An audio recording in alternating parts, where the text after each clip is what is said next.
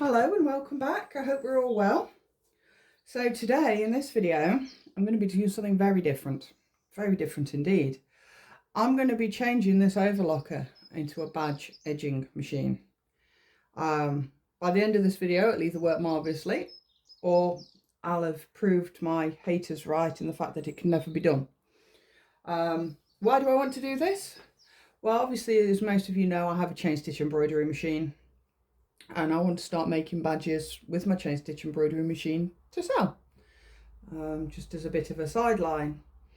And I've had my overlocker sat in storage for the best part of a year now. I was given this overlocker for free. It was on a big industrial table and everything else about a year ago. I thoroughly cleaned it and restored it and got it so it's running smoothly. But then I got my chain stitch embroidery machine and I needed space, so this went into storage. And I've been looking at bringing it out of storage for a while and how I can, make the best use of it within the business. I don't use my overlocker that much, never have done really. Mainly because I do a lot of clothing adjustments for people with sensory needs. So, overlock seams are usually a big no-no. And then I saw on Facebook a lady had converted a Mero overlocker into a badge edger. Now, Mero do produce a badge edger as part of their range of machines. They're exceptionally expensive, but they are very similar to what this Singer 460 K75 is. Single needle, 3 thread. I know I can adjust the width of the stitch on here, so that will help with making the badge edger. And obviously I can adjust the blades and things. But the first thing I need to do before any of this is I need to get this overlocker stitching perfectly. At the minute, that's the front side of the stitch. Hopefully that's nicely in focus for you. But this is the back side of the stitch. So can you see how this is all wonky donkey here? So I need to get it so it's stitching like this, but all the way along. So the first thing I need to do is have a play with the tensions on this machine.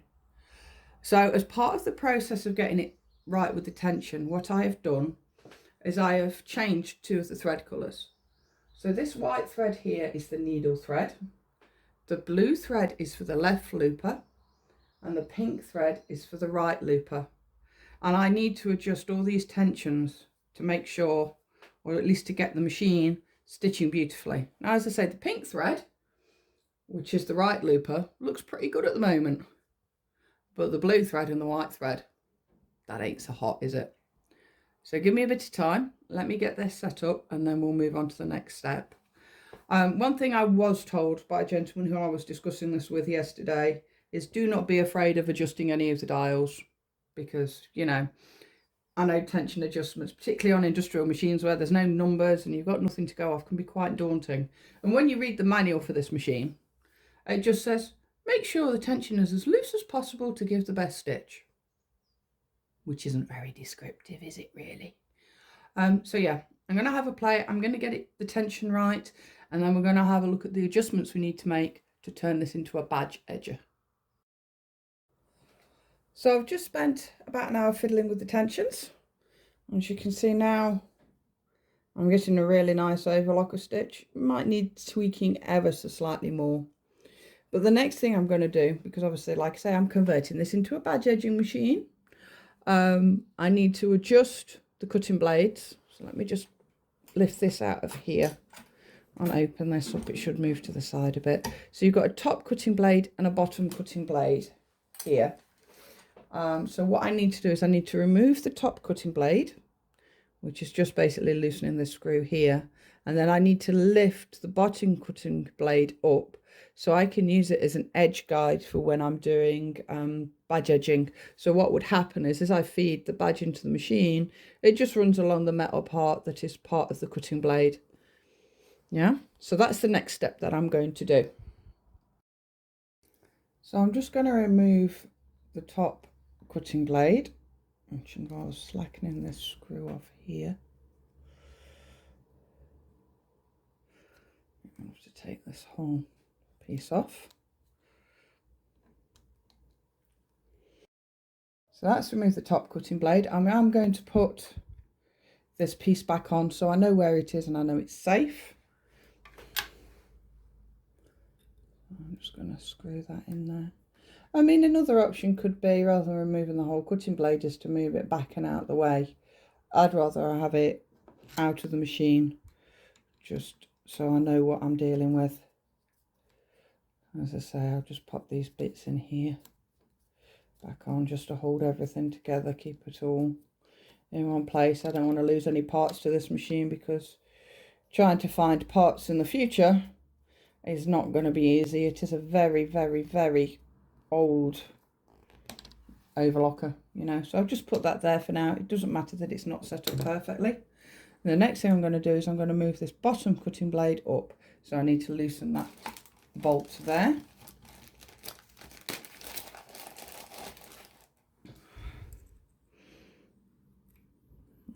Snacking it off.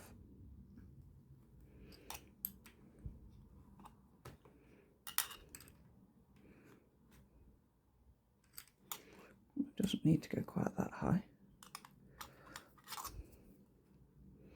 I'm just going to move it up a bit, and then that will act as an edge guide for when I'm doing the badges.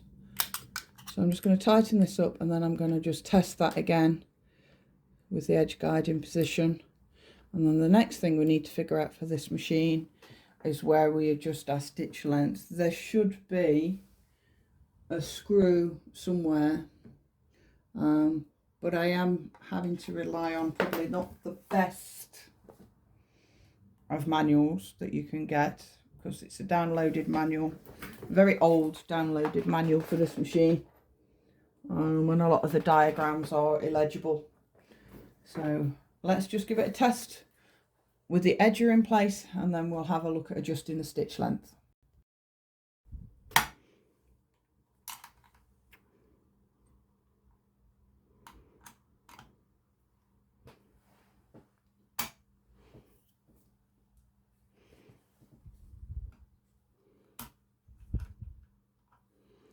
I may have to adjust the blade again very slightly, because the presser foot isn't very happy with that there. So yeah, it needs to go down just a touch so I can get the presser foot in place as well. The presser foot obviously does have a gap on it for where the blades can sit.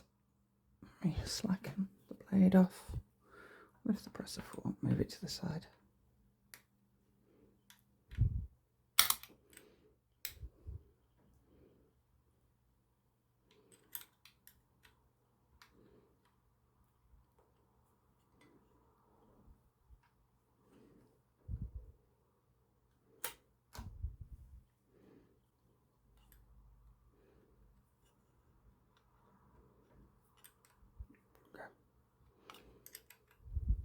That up.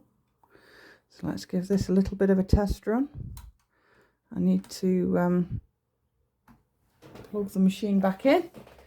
Always unplug the machine when you're working on it for safety. You don't want to accidentally catch the foot pedal, you know, put your needle through a finger or something like that. You know, you do need to be very careful with these machines.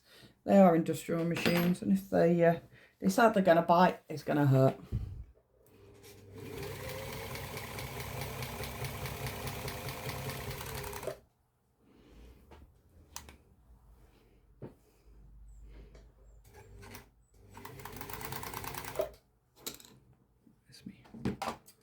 Scissors. As you can see, it's running along the edge nicely. I may need to just tighten the blue thread up a little bit more. Yeah, my blue and pink threads, my looper threads up a bit to make obviously a tighter stitch up against the edge, with the new positioning of the blade acting like an edging. So let's just do that now and get that fully set up. So I've been going through the manual, and it looks like in order to change the stitch length on this machine, I need to change something called the feed dog eccentrics, which is basically a part in the feed dog with how the feed dog feeds through. I don't know how easy it will be to get those parts for this machine, so I've just been having a little bit of a play, and I've got two options for now.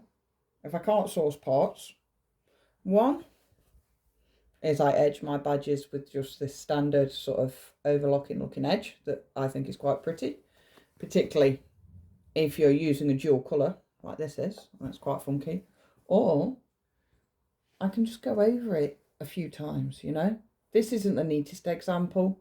You know, I'd have to practice with it a bit. I'd have to play with it and give it like an applique overlocked edge. You know, so that's another option. Obviously, practice makes perfect. I've just whizzed this circle round a couple of times just to see what it would look like. It ain't perfect, far from it. But again, that's another option, you know. So I've got options. I'm going to look for parts. I hope you've enjoyed this video. If you do like it, please subscribe. You know, any questions, pop them in the comments. It's not a problem. I do read all my comments. And I hope to see you again soon.